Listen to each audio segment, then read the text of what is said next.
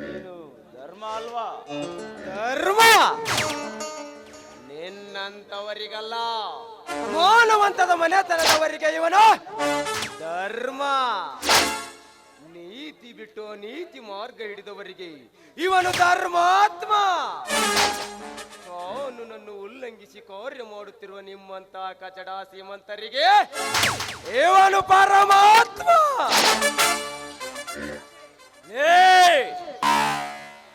ಮರ್ಯಾದೆ ಮರ್ಯಾದೆ ಕೊಟ್ಟು ಮಾತನಾಡು. ನಾನು ಯಾರು, ನನ್ನ ಬ್ಯಾಕ್ಗ್ರೌಂಡ್ ಏನೆಂದು ತಿಳಿದುಕೊಂಡು ಮಾತನಾಡು.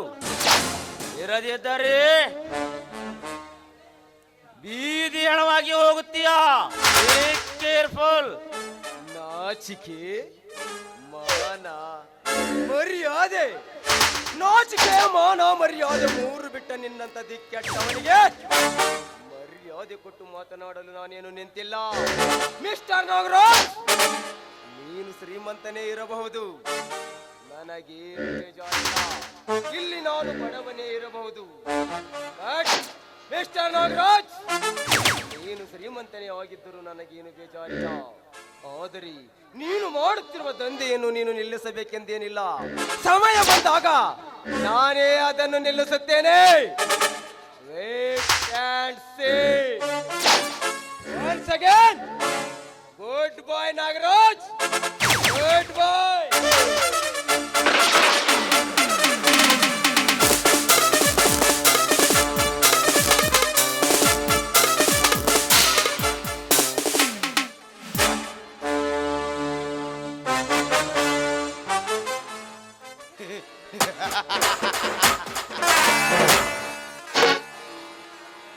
ಸುತ್ತೂರಿನಲ್ಲಿ ಹತ್ತೂರ ಒಡೆಯಲಾಗಿ ಮೆರೆಯುತ್ತಿರುವ ಈ ನಾಗರಾಜನಿಗೆ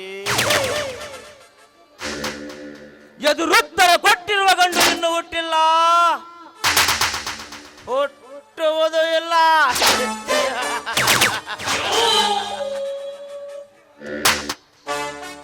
ಎಂಬ ನನ್ನ ಸುಗ್ರೀವಾಜ್ಞೆಗೆ ಒಂದು ಸಣ್ಣ ಚುಕ್ಕೆಯಂತಿರುವ ಕಳಂಕವನ್ನಿಟ್ಟೆಯಲ್ಲ.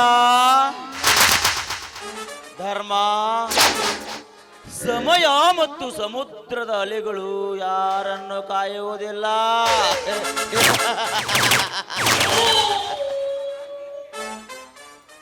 ಎಂಬ ಗಾಂಧೀಜಿಯ ವಾಕ್ಯದಂತೆ ಅದೇ ಸಮಯ ನೋಡಿ ನಾನು ನಿನಗೆ ಗುಂಡಿ ತೋಡಿಸುತ್ತೇನೆ.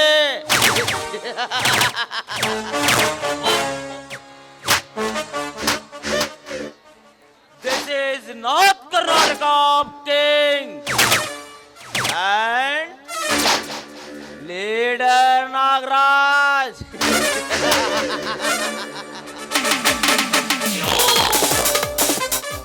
From Dawn of the Political